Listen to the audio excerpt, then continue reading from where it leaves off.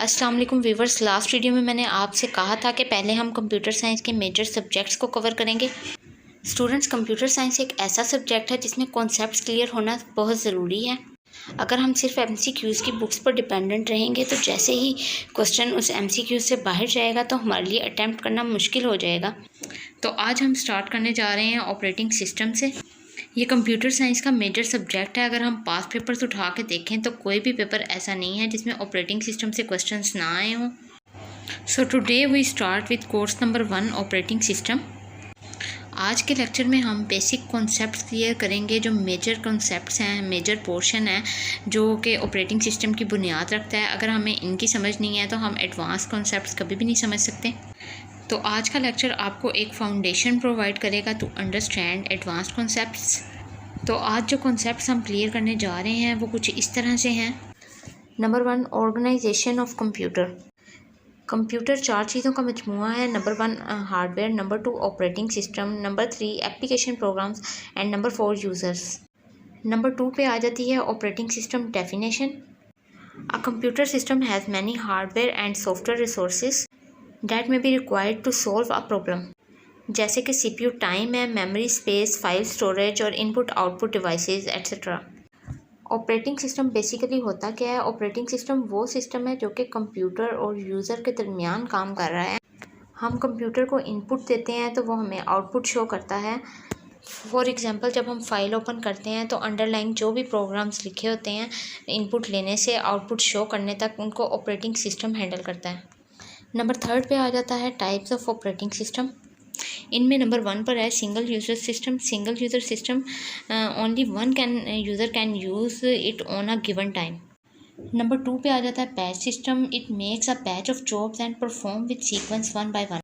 Means के user की तरफ से जो कमांड्स मिलती हैं उनको ये 1 बाय 1 सीक्वेंस के साथ परफॉर्म करता है। नंबर 3 है multi programmed systems. Multi-programming increase CPU utilization by organizing jobs so that the CPU always has one to execute. Sometimes jobs has to wait for a process due to taking input or output. Now we are discussing difference between batch or single user system and multi-program system. In batch और single user system CPU उस वक्त तक utilise नहीं होता था जब तक कि वो जॉब इनपुट और आउटपुट मुकम्मल करके वापस ना आ जाए। In multi program system your CPU simply switch to the other job. Means कि जब एक जॉब यूज़र से इनपुट या आउटपुट लेने जाती थी तो वो उसी का वेट करता था, वो नेक्स्ट जॉब पर काम नहीं करता था। जबकि मल्टी प्रोग्राम सिस्टम में नेक्स्ट जॉब पर काम शुरू हो जाता है। इसमें एक अहम काम होता है कि किस जॉब पर जाना है और कब जाना है। This technique is called job scheduling and that part of CPU that performs this उसे CPU शेड्यूलर कहते हैं।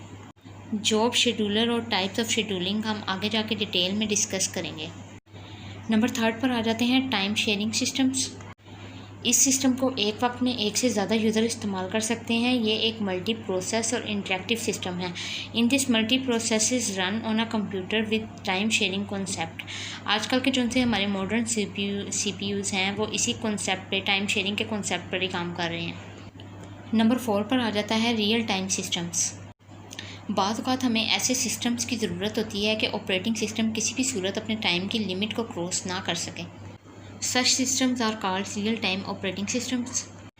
रियल टाइम सिस्टम्स जो से हैं ये टाइम बाउंडेड टास्क करते हैं। इनकी बेहतरीन एग्जांपल जो है वो हॉस्पिटल में मौजूद CT स्कैन मशीन है। रियल टाइम सिस्टम में 2 टाइप्स आ जाती हैं, hard real time system and soft real time systems. Hard real time system जो है ये गारंटी देता है कि टास्क ऑन टाइम होगा, और जो सॉफ्ट रियल टाइम सिस्टम है ये प्रायोरिटी की बेस पर काम करता है। नंबर 4 पे अब हम डिस्कस करेंगे इंटरप्ट एंड ट्रैप का कॉन्सेप्ट। अगर हार्डवेयर CPU की अटेंशन चाहता है while CPU is performing a task, तो जो सिग्नल वो भेजेगा that is interrupt. Interrupts are handled by interrupt service routine, और इसका जो रिकॉर्ड है वो इंटरप्ट वेक्टर टेबल में होता है। यहाँ पर हम इंटरप्ट और ट्रैप में डिफरेंस डिस्कस कर लेते हैं।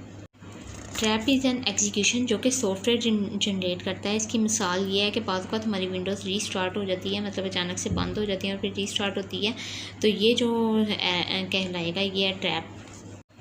नंबर 6 पे आ जाता है गोल्स ऑफ ऑपरेटिंग सिस्टम। इनमें गोल्स ऑफ ऑपरेटिंग सिस्टम में नंबर 1 पे है process management, number 2 memory management, number 3 input output management, number 4 file management. Number 7 पे आ जाता है what is process. Program in execution is called a process. Process की दो टाइप्स होती है, इनपुट आउटपुट बाउंड प्रोसेस और number 2 CPU bound process. Input output bound process spend more times in input output than computation. For example जैसे कि word processor है, जबकि CPU bound process spend more time in doing computations. Number 9 पर आ जाता है states of process. Process की 5 states होती हैं। Number 1 new, number 2 running, number 3 waiting, number 4 ready and number 5 terminated. New में प्रोसेस क्रिएट होता है, रनिंग में इंस्ट्रक्शंस एग्जीक्यूट होती हैं, वेटिंग में इनपुट आउटपुट के लिए वेट करते हैं और रेडी में input output complete but CPU is on the process and in terminated process जो उनसे है वो फिनिश हो जाता है। नंबर 10 पर आ जाता है प्रोसेस कंट्रोल ब्लॉक। हर प्रोसेस को ऑपरेटिंग सिस्टम में प्रोसेस कंट्रोल ब्लॉक के ज़रिए रिप्रेजेंट किया जाता है, also called task control block. Number 10 पे आ जाता है 11 पे आ जाता है कि प्रोसेस शेड्यूलिंग से हमें क्या बेनिफिट्स होते हैं। It maximise CPU utilisation. एक और चीज़ ये है कि CPU यूटिलाइजेशन में what is contact switching. In multi programmed environment CPU की यूटिलाइजेशन को बढ़ाने के लिए when CPU switch from one process to another is called contact switching. जब CPU एक प्रोसेस को छोड़कर दूसरे की तरफ जाता है तो वो उस प्रोसेस की जिस इंफॉर्मेशन को सेव करता है that is context of current information. To know about contact switching we should know about scheduling queues. Scheduling queue में नंबर 1 पर है जॉब क्यू, नंबर 2 पर आ जाती है रेडी क्यू और नंबर 3 पर है डिवाइस क्यू। नेक्स्ट आ जाता है नंबर 14 पे शेड्यूलर।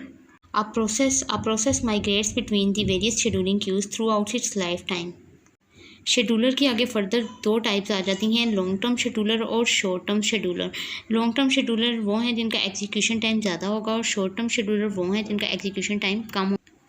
स्टूडेंट्स, ऑपरेटिंग सिस्टम का बेसिक पार्ट जो है वो आज हमने कवर कर लिया है। अगर आप वीयू के हैंड आउट से देखें तो हमने बेसिक पार्ट कवर कर लिया और नेक्स्ट मैं लेक्चर नंबर 6 से स्टार्ट करूँगी नेक्स्ट सेशन में। ड्यू टू टाइम शॉर्टेज मैंने वीडियो एडिटिंग पर इतना फोकस नहीं किया है। अगर आपको मेरी वीडियो अच्छी लगी हो तो लाइक कर दें, चैनल को सब्सक्राइब कर दें और अगर आपको लगता है कि मेरी वीडियोस वाकई आपके लिए हेल्पफुल रही हैं तो मेरी वीडियोस को ज़्यादा से ज़्यादा शेयर करें। नेक्स्ट वीडियो तक के लिए इजाज़त चाहूँगी। अल्लाह हाफिज़।